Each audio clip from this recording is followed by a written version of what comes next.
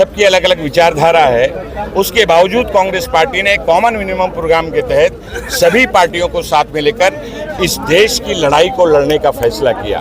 Rahul Gandhi ji, Congress party, Kharge साहब, शरद पवार साहब, उद्धव ठाकरे जी, केजरीवाल जी, लालू यादव जी, अखिलेश यादव जी, सारे के सारे नेता एक होकर इस मुल्क की एग्जैक्टी को जो तार तार करने वाली तानाशाह सरकार है, इस मुल्क को कमज़ोर करने वाली जो सरकार है, उस सरकार को उखाड़ फेंकने का अज़्म, उसका अहद सभी पार्टी के नेताओं ने, इंडिया गाड़ी के लोगों ने लिया है।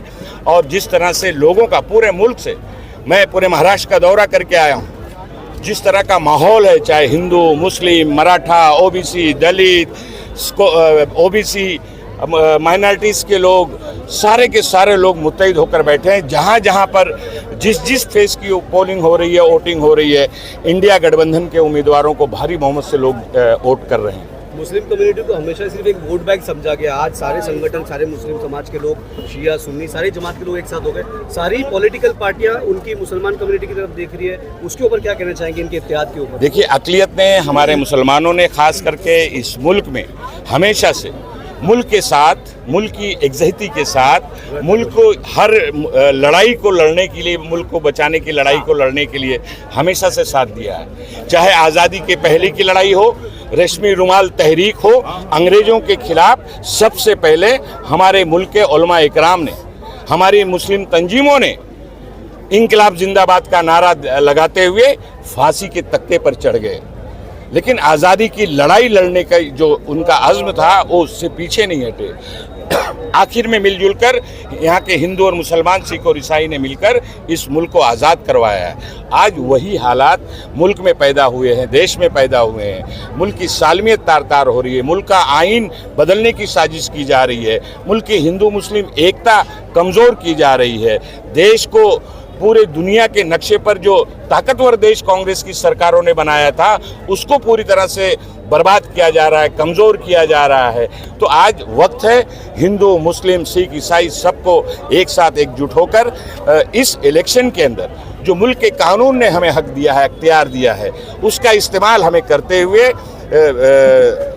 इलेक्शन के दिन घर से लोग निकलें, वोट करें और जो गलत सरकार इस मुल्क में जज्बात की बुनियाद पर, फ़िरका परस्ती की बुनियाद पर 14 और 19 में बनी, इस सरकार को उखाड़ फेंकें ताकि हमारा मुल्क बेहतर, मजबूत बने।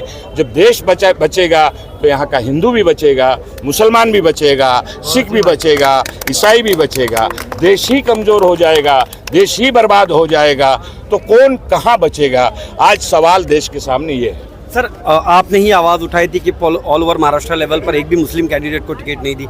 आपने रिज़ाइन भी किया था, स्टार कैंपेनिंग जो आप हैं उससे, वो पोस्ट से आपने रिज़ाइन किया था। उसके बाद आज मुसलमान के बीच में कुछ ज़हनियत चेंज हो गई थी, क्योंकि आपकी आवाज़ पर बहुत सारे लोग लब्बैक कहते हैं। लेकिन अब आप वापस से कांग्रेस का प्रचार कर रहे हैं, इंडिया गठबंधन, इंडिया अलायंस का प्रचार कर रहे हैं। अब मुसलमानों से क्या कहेंगे? देखिए, मेरी जिम्मेदारी जब जो चीज़, जो मसाइल उठाने की होती है, नसीम खान ने हमेशा इस शहर में उठाया है। उस वक्त मेरी जिम्मेदारी थी कि मैं अपनी पार्टी की आला कमान को आईना दिखाऊं। हमारे जो अक़लियत के लोग हैं, उनके जो जज्बात थे, उन जज्बात को उन तक मैं पहुंचाऊं। मैंने उसको पहुंचाया और मैं शुक्रगुजार हूं अपनी आला कमान का, कांग्रेस की, कि उन्होंने उसको बहुत ही संजीदगी से लिया, उसको बहुत ही सीरियसली लिया। और जब मेरी बात पहुंच गई तो मैं मुतमईन हुआ। और अब दूसरी जो सबसे बड़ी लड़ाई है, मुल्क बचाने की, देश बचाने की, उस लड़ाई में हम लोग लड़ रहे हैं। उस लड़ाई को हम लोग लड़ रहे हैं क्योंकि देश बचाना ज़रूरी है। घर में तो कभी भी अगर नाइंसाफ़ी अगर होगी तो हम घर में बैठकर लड़ लेंगे, लेकिन देश अगर बर्बाद हो गया, देश उन्हीं लोगों के हाथ में चला गया, तो इस देश को बचाया नहीं जा सकता।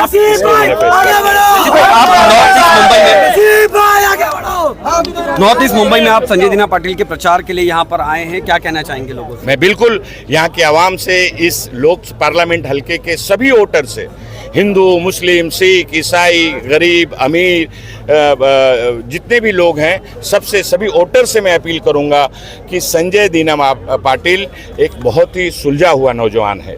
इसके पहले भी मुल्क की पार्लियामेंट में वो नुमाइंदगी कर चुके हैं इस इलाके की, एमएलए रह चुके हैं वो, मैं उनको बहुत अच्छी तरह से जानता हूँ। वो कांग्रेस में भी थे, राष्ट्रवादी में थे, आज वो मिलजुमला जो महाज है, आघाड़ी है, उसके उम्मीदवार हैं। तो उनको सब ने मिलजुल कर, एक सेकुलर किरदार का मालिक है वो, सेकुलर किरदार का मालिक है संजय पाटिल, उसको भारी बहुमत से चुनकर लोकसभा में भेजें ताकि लोकसभा का नंबर बढ़े और तानाशाह को उखाड़ फेंकने का जो हम लोगों का अज़्म है, जो देश की जनता के जज्बात है, उसको हम लोग पूरा करें और कांग्रेस इंडिया गठबंधन की सरकार मुल्क में बने।